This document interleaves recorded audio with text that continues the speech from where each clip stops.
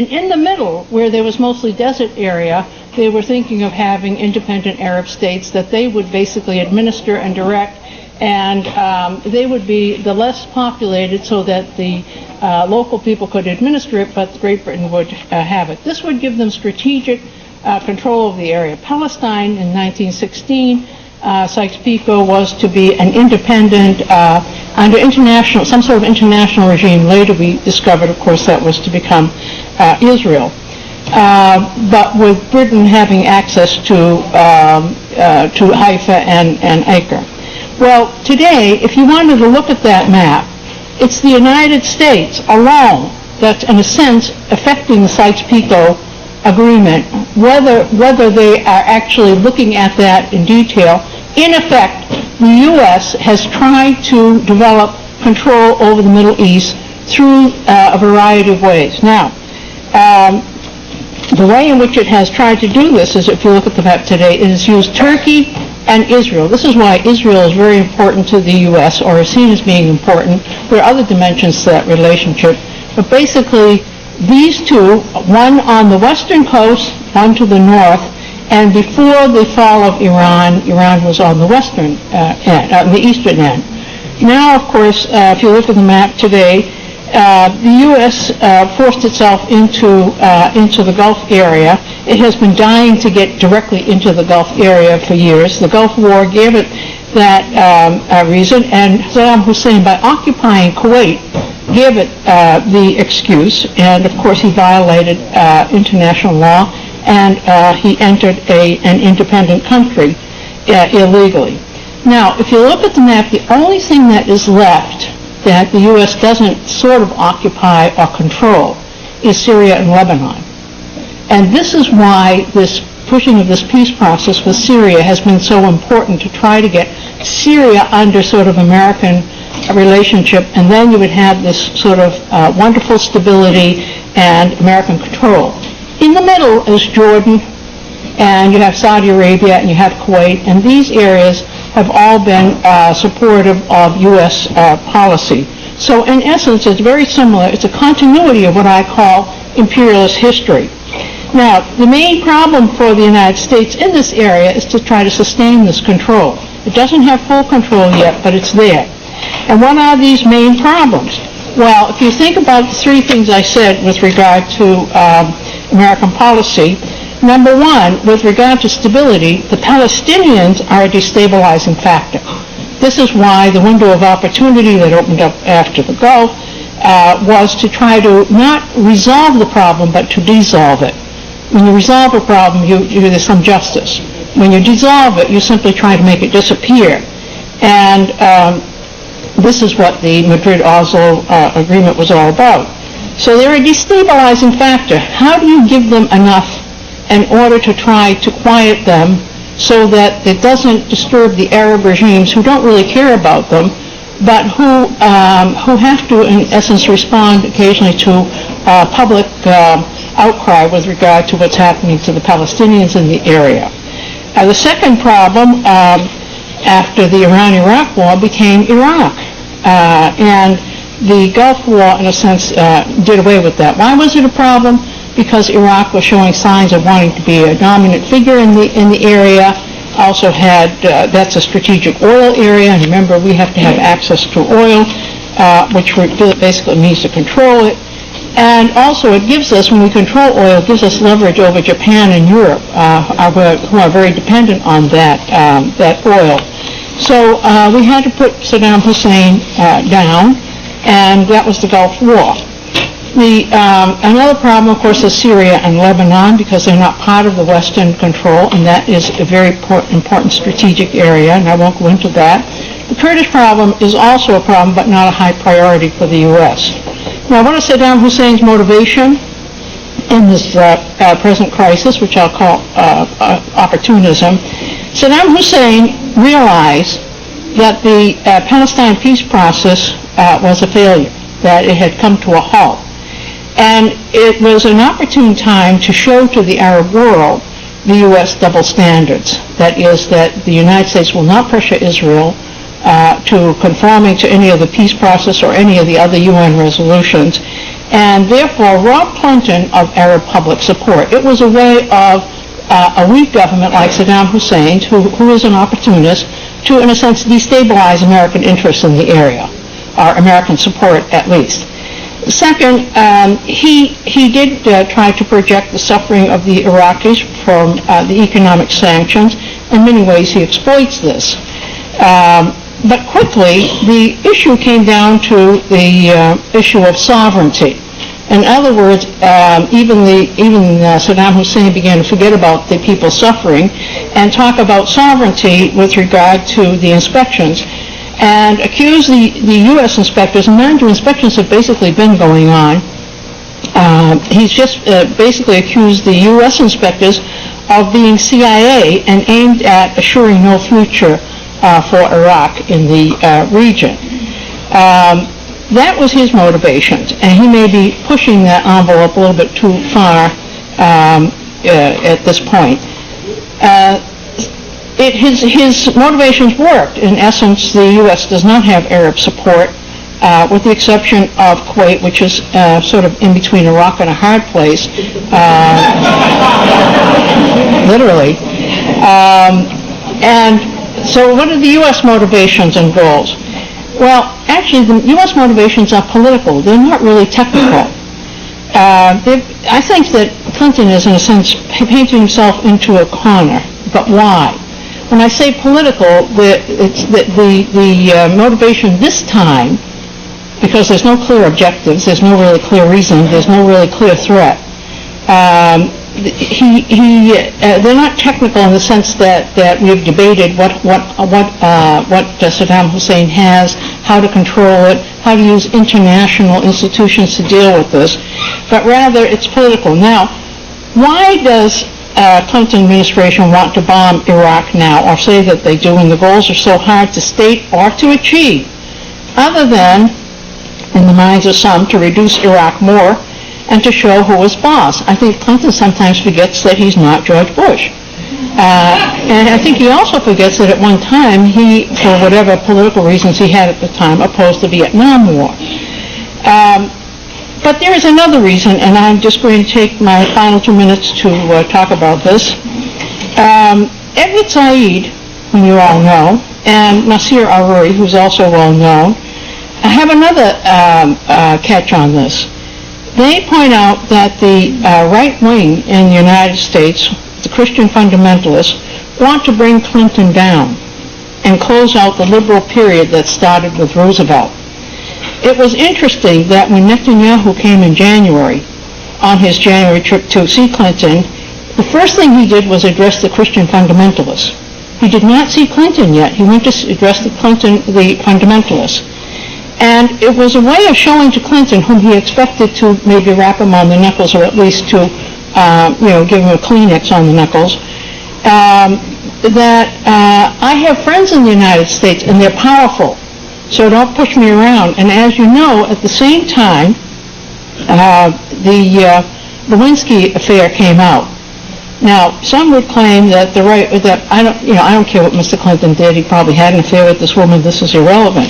But the expose did not bring Clinton down. Remember when it first came out, they were talking about impeachment, the possibility of impeachment, and then suddenly he became more popular.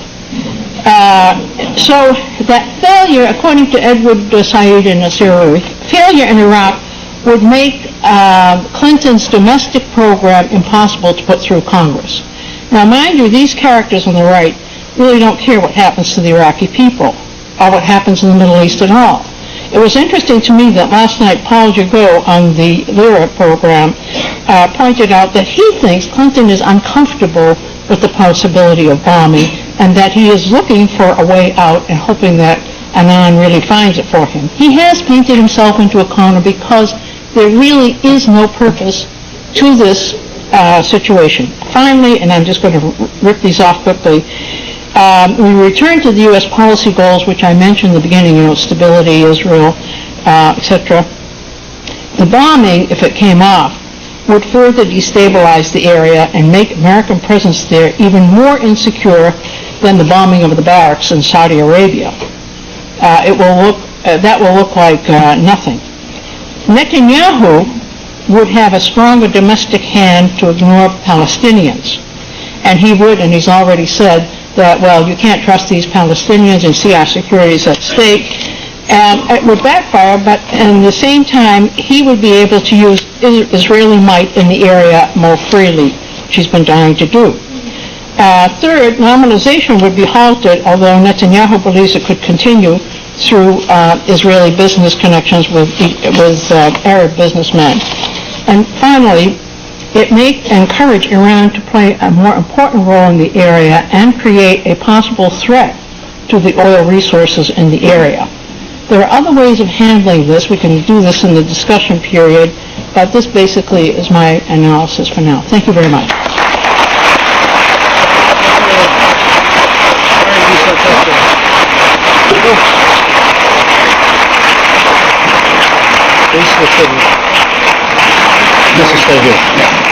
Thank you.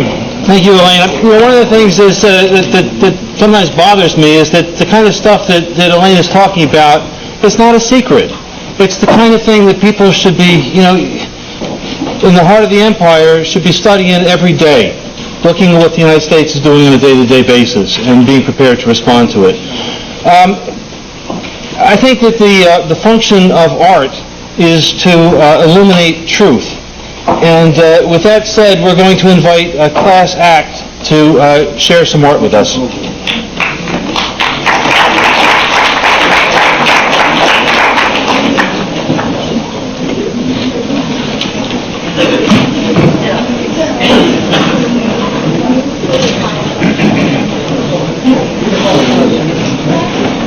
Good afternoon, ladies and gentlemen! We would like to present the other side of the argument that you've been hearing here today, which is sorely underrepresented in this room, I see.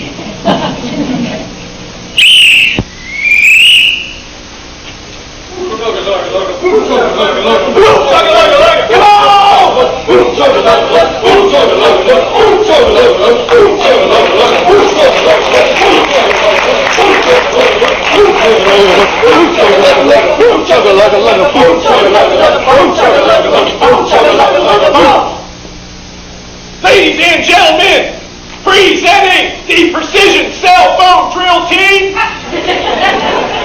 the paramilitary wing of the Rich People's Liberation Front. Here today on special assignment for the Raytheon Corporation, Boeing, Lockheed Martin, and somebody else I forget. Later, sir. Thank you, soldier. Financial Search Corporation. Thank you, soldier. That will be all. Precision Cell Phone Drill Team, present shapes.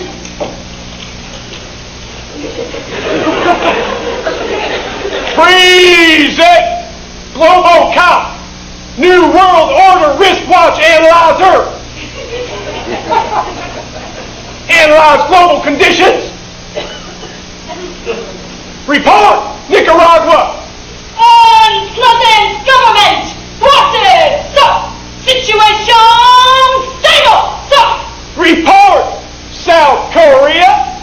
IMF takeover. Global investors appreciate it, sir. Report, Iraq. Dictator with funny name and threatening mustache. Refusing to knuckle under. Sir! What? This is unacceptable! What are we going to do about this, soldiers? Impose sanctions, sir! And what will this achieve?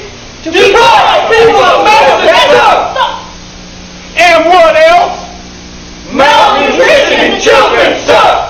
Very good, soldiers! Disengage! Your arms must be getting tired, am I right? Now, is that going to be enough sanctions for you candy-ass ladies? No, sir! What else we going to do? Drop bombs, sir! What kind of bombs, soldiers? Smart bombs, sir!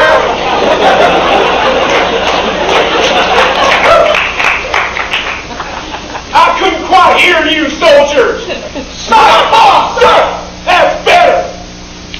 Soldier!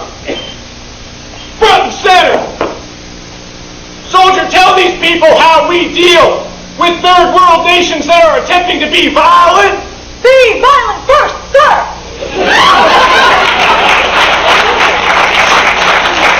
They're a good soldier back in line. Precision cell phone drill team, present phone.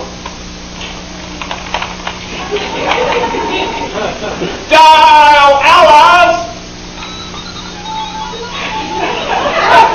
Right here. For Britain, press 1. For France, press 2. What number was Russia? Are they What's the problem here, soldiers? Nothing from me, sir. Never mind. Schedule bombing.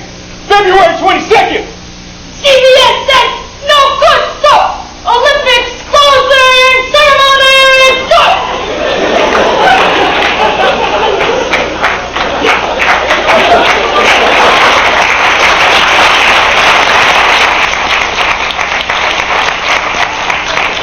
Well, we wouldn't want to piss off CBS now, would we? Especially not after that mess with CNN. Soldiers, what about February 25th? Raytheon says, no good, sir. Sales plan not yet implemented, sir. February 28th? Hillary says no, sir. Parents weekend at Stanford. Well, damn it, soldiers! What about March? Also no good, sir. Well, why the hell not? Hundreds of thousands protesting in the streets, sir.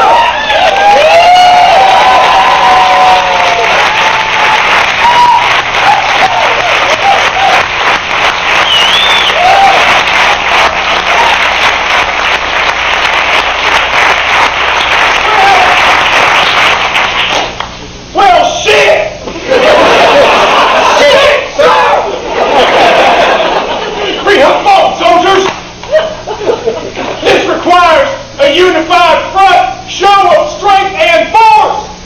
Prepare to march on your left, left, left, right, left, left, left, left, right, left. Starving children's not enough. Starving children's not enough. Show them that we're really tough. Show them that we're really tough. Don't want no new kid on the block. Don't want no new kid on the block. Bomb the fuck out of Iran. Bomb the fuck out of Iran. Sound off. Smart bombs. Sound off. Kill them. Sound off. Smart bombs. Kill them. Not us.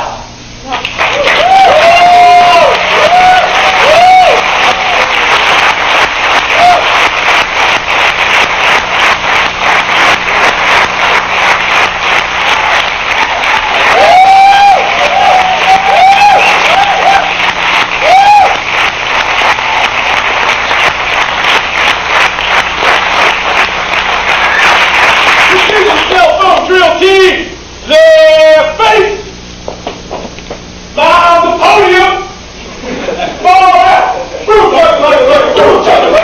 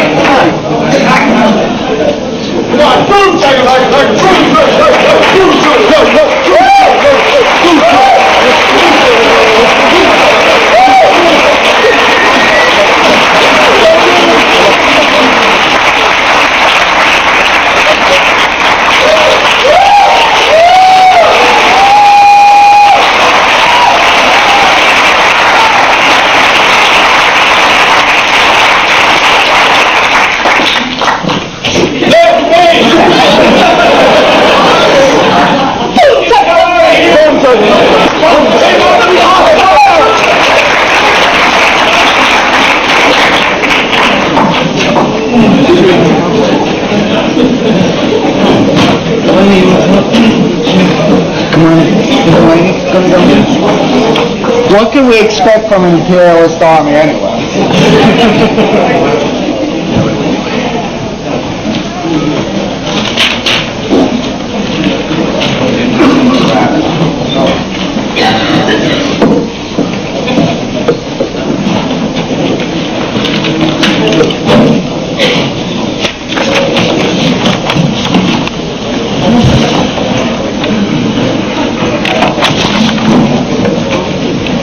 we got lots of national treasures. Hundreds of thousands of people. It was hundreds of thousands who came to Washington in 1969 who, unknowing to themselves, kept Richard Nixon from dropping nuclear weapons on Vietnam. It's in Nixon's memoirs. There's a lot of things happening. We're told, reminded that there's going to be the launching of yet another death ship up in Maine on the 27th.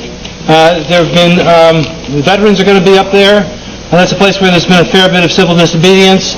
It might be an interesting place to be going.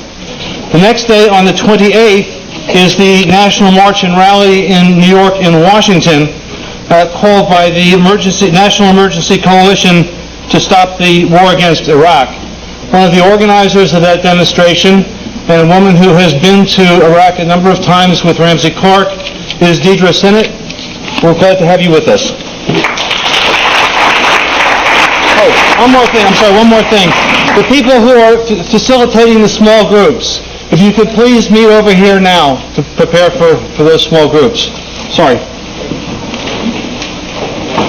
Hi, my name is Deirdre Sinnott, and I'm an organizer for the International Action Center, and we are having a mass demonstration in New York and San Francisco on the 28th, and anyone who hasn't gotten a leaflet, they're available out there. I traveled to Iraq with Ramsey Clark in November of last year, which was at the height of the last crisis, last time when the U.S. was threatening to bomb Iraq. And when I got there, I got to see the situation of the people who were there. I got to see the babies who were dying before my very eyes. I got to see how people had to go like a mile to get water to bring back to their house in what used to be a very modern country. When we went to the hospitals, we traveled to Baghdad and we traveled down to Basra, which is in the south part of Iraq.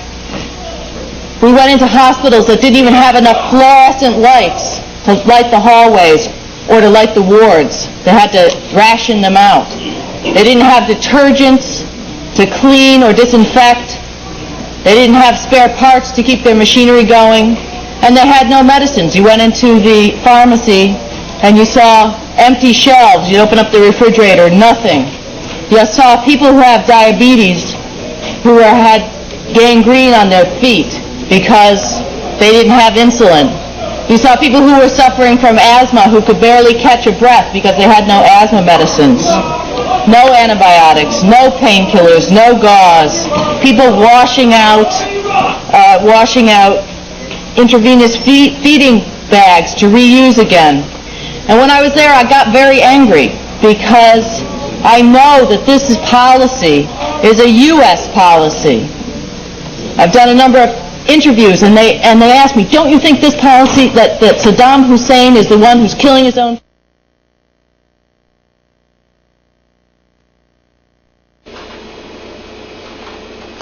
I'm Mark Bruzonsky, your host for this weekly program, Mideast Realities, and thank you for watching.